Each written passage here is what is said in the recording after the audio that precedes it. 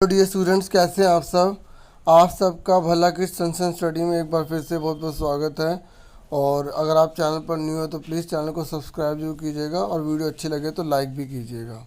ठीक है, तो फटाफट स्टार्ट कर देते हैं। आज हम वर्कशीट नंबर 10 करने जा रहे हैं। ये मैथमेटिक्स की क्लास 6 की 5 अगस्त की वर्कशीट है और इंग्लिश मीडियम में वर्कशीट रहने वाली है। और टू नो अवर नंबर्स में हम आज का जो हमारा कंसेप्ट रहने वाला है वो डिवीज़न रहने वाला है। देखो, जो डिवीज़न है ना, उसको हम अगर सिंपल लैंग्वेज में कहें तो उसको डिवाइड करते हैं, मतलब डिस्ट्रीब्यूट कर देते हैं।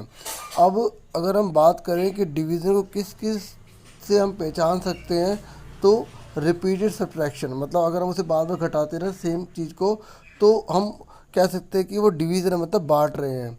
ठीक है, डिवाइड भी कहते हैं, डिवीज़न भी कहते हैं, इक्वल डिस्ट्रीब्यूशन भी कहते हैं, मेकिंग इक्वल ग्रुप्स, मतलब बराबर बराबर एक जैसे ग्रुप बनाने को भी कहते हैं। देखो, मैंने अभी आपको यहाँ पर बताया सब्ट्रैक्शन के बारे में, तो देखो यहाँ पर एक एग्जांपल दे रखा है, उससे आप अच्छे से समझ सकते हैं। जैसे देखिए, सोनू के पास 16 बॉल्स हैं। कितनी बॉल्स हैं? 16 balls. He has to divide this balls equally among 8 friends. अब आपको खुद बताना है, कोशिश करो कि 16 बॉल्स को उसको 8 फ्रेंड को इक्वली बांटना है। तो बताओ हर फ्रेंड को कितनी बॉल मिलेगी। अगर हम इसे सब्ट्रैक्शन मेथड से करें तो 16 बॉल है, 8 फ्रेंड है, तो लेस करा 8 आया, फिर 8 है फ्रेंड है और 8 जो है हमें जो है बांटना है। ठीक है, तो इस तरीके से 0 आ गया। क्या आ गया? 0। ये वाला जो 8 है ये 8 बचा हुआ है। ठीक है, और ये वाला जो 8 है हमारे फ्रेंड्स हैं। ठीक है, तो कितना आ गया? 0। तो इस तरीके से कितनी बार में 0 आया? 1 और 2। तो इस तरीके से सबको दो दो बॉल मिलेंगी। एक बात सुनो, कभी 0 नहीं आता तो मतलब इनको तो बराबर बराबर मिलेगी और बाकी बॉल बच जाएगी। ऐसे होता है। ठीक है, तो आपने सीखा। ऐसे ही देखो यहाँ पर किस तरीके से इसे बांट रखा है, तो हम यही डिवाइड के रूप में सीखेंगे। समझ में आ गई? अब आप कॉपी पर कैसे करेंगे मैं आपको बता दूं। देखो, मेन जो चीज़ है ना, आप ये जरूर कॉपी पर नोट कर लेना, ये और ये, ताकि बाद में रिवाइज हो सके। अब ये समझ लो है क्या ये।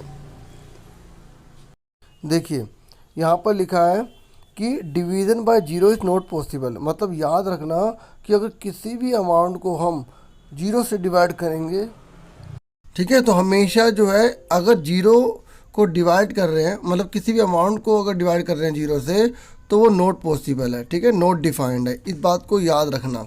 और अगली बात क्या कह रहा है? The division is an operation inverse of multiplication. मतलब कहने का ये है कि जैसे मल्टीप्लाई में हम कोई चीज़ बढ़ाते रहते हैं, तो डिवीज़न में जो है वो कम होता रहता है, इसलिए उल्टा होता है। याद रखना इस बात को। नेक्स्ट बात है कि when a number is divided by itself, अगर किसी नंबर को उसी से ही डिवाइड करो तो हमेशा आंसर जो है 1 आएगा। ठीक है, देखो मैं आपको बता दूं कि जब आप डिवाइड करते हो तो अंदर वाले को डिविडेंड कहा जाता है। क्या कहा जाता है? डिविडेंड। बाहर जो होता है उसे डिवाइजर कहा जाता है। ठीक है, और जो नीचे आंसर आता है ना, उसको हम रिमाइंडर कहते हैं। क्या कहते हैं? रिमाइंडर। ठीक है, और यहाँ जो आंसर आपका आएगा उसे क्वेश्चन कहा जाता है। QUOTIENT। ठीक है, ये लिखा भी हुआ है, आप देख सकते हैं। ठीक है, तो अब जैसे आप 80 को 80 से ही डिवाइड कर रहे हो तो आपका 1 आएगा, 0 नहीं आएगा। इस बात को ध्यान रखेंगे आप। समझ में आ रहा है ना आपको? आगे देखिए, ये कह रहा है when we divide any number by 1 the question is same. ठीक है, मैं आपको बता दूं, यहाँ पर लिखा नहीं है। ठीक है, हाँ लिखा है द नंबर इटसेल्फ। ठीक है, जैसे एग्जांपल है, अगर आप 8 को डिवाइड कर रहे हो 1 से तो 8 ही आएगा। मतलब अगर हम यहाँ पर 1 कर रहे हैं ना तो सेम नंबर ही आ जाएगा। समझ में आ गया आपको? जैसे हम यहाँ पर करते हैं 800 डिवाइड 1, तो क्या आएगा? 800 आएगा। एक बार मैं दोबारा से रिवाइज करवाता हूँ, आपको खुद आंसर बताना। जल्दी बताओ, 30 को डिवाइड 0 से करेंगे तो क्या आएगा? आप लिखोगे नॉट पॉसिबल। ठीक है, अब जल्दी से आंसर बताओ, 30 को डिवाइड करेंगे 30 से तो आंसर क्या आएगा? जल्दी बोलो। 1। Very good. 30 को डिवाइड करेंगे 1 से तो क्या आंसर आएगा? 30। Very good. ठीक है, जिन्होंने बताया उनको वेरी गुड। अब आगे देखिए, ये है डिवाइड इक्वेशन है, तो ये एग्जांपल यहाँ पे किया हुआ है। डिवाइड आप अच्छे से अवेयर होगे। ठीक है, और अगर कोई बच्चा ऐसा है जिसको डिवाइड नहीं आती, तो मैं ये कहूँगा कि मैंने हिंदी मीडियम में बहुत लंबी वीडियो बनाई है, उसमें डिवाइड को बहुत अच्छे से समझाया, आप उसे देख लें। अभी इस वीडियो में केवल मैं आंसर यहाँ पर करवाऊँगा। ठीक है, सॉल्व किए हुए आपको दिखाऊँगा ताकि आपको किसी प्रकार नोट डाउन में कोई प्रॉब्लम ना हो। अब ये क्वेश्चन फटाफट समझ लीजिए, आपको इसकी हेल्प करनी है। राहुल के पास 12 फ्लावर्स हैं। ठीक है, कितने हैं? 12, यानी कि 12। ये कह रहा है अब उसे बंच बनाना, मतलब बंच मतलब तो गुच्छा, ठीक है, ग्रुप बनाने से 3-3 फ्लावर्स एक साथ रखने। तो आप बता सकते हो कि उसके कितने बंच बनेंगे। बिल्कुल सही, 3-3 को हम जो है पेयर बना लेंगे, इस तरीके से अलग अलग कर लेंगे। तो कितने हो गए, 1 2 3 4 हो गए, ठीक है ना। इस तरीके से 4 आ गया। इस तरीके से हमने सीखा जब हम डिवाइड करते हैं उसको, मतलब बांट देते हैं, तो हमने देखा कि जब 12 को यहाँ पर कितना लिखा था 3, तो 3 से डिवाइड किया तो कितना आ गया, 4 आ गया। तो इस तरीके से हमने आंसर कर दिया। अब फटाफट देखिए यहाँ पर जो है क्वेश्चन है, इसको अब अच्छे से आप समझ लीजिए, ठीक है। और मैं आपको रिकमेंड करूँगा कि पहले आप ट्राई करना, फिर अपने आंसर मैच कर लीजिएगा, ठीक है। तो फटाफट अब आंसर देख लेते हैं। देखिए आपका पहला क्वेश्चन है फाइंड वाला, ठीक है। तो आपको 125 को 5 से डिवाइड करना है। तो आप कैसे करेंगे, 125 अंदर आएगा, 5 बाहर आएगा, उसके बाद आप डिवाइड कैसे करेंगे, ठीक है। एक बार फिर भी समझा देता हूँ। 125 5 2 जा 10 आ गया, ठीक है। यहाँ 2 बचा, 5 नोट डाउन किया, तो 5 जा कितना होता है, 25 आ गया, ठीक है। समझ में आ गई। इस तरीके से उसके बाद देखो यहाँ पर क्या लिखा है, 1 लिखा है ना, ये आपको पहले ये नोट करना है, फिर आपको ये नोट करना है, ठीक है। यहाँ 1 लिखा आ गया, तो मैंने क्या कहता, जब हम किसी भी अमाउंट को 1 से डिवाइड करेंगे तो सेम आएगा। तो आप देख सकते हैं यहाँ पर सेम आंसर आ रहा है ना। उसके बाद नेक्स्ट पे आ जाओ, थर्ड क्वेश्चन, फिर आप ये नोट करेंगे, अगर सेम अमाउंट से डिवाइड करते तो 1 आंसर आता है, आ रहा है ना 1, है ना, इस तरीके से।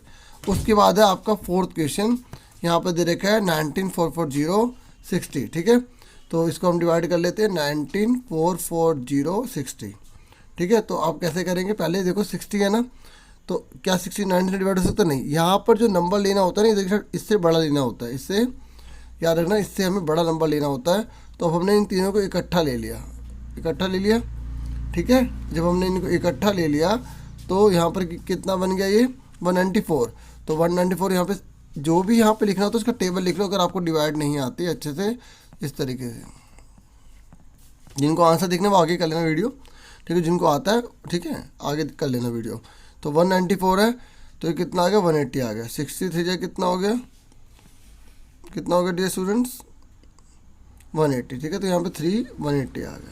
इस तरीके से यहाँ पर 4 बचा, यहाँ पे 1 बचा, फिर हमने ये नीचे उतार लिया, ठीक है। फिर 60 का 144 हमें देखना है, तो ये किसके आसपास होगा, तो यहाँ पे 144 जो है उससे छोटा 120, तो यहाँ पर 2 आ गया, 120 आ गया। फिर इस तरीके से हमने 4 लिखा है, 2 लिखा, फिर हमने 0 उतार लिया, तो 6 4 जा, ये देखो आ गया ना, ये 6 4 जा 240 हो गया। तो हमारा आंसर आ गया। आप यहाँ देख लो आराम से, दिख रहा है ना आपको। चलो उसके बाद आ जाओ सेकंड क्वेश्चन पे। हिंदी में मत नोट करना, इंग्लिश में देख लेना, ठीक है। तो ये क्वेश्चन आपको होमवर्क में है, आपको खुद करना है, बाकी आप आंसर मैच कर लेना यहाँ से, ठीक है।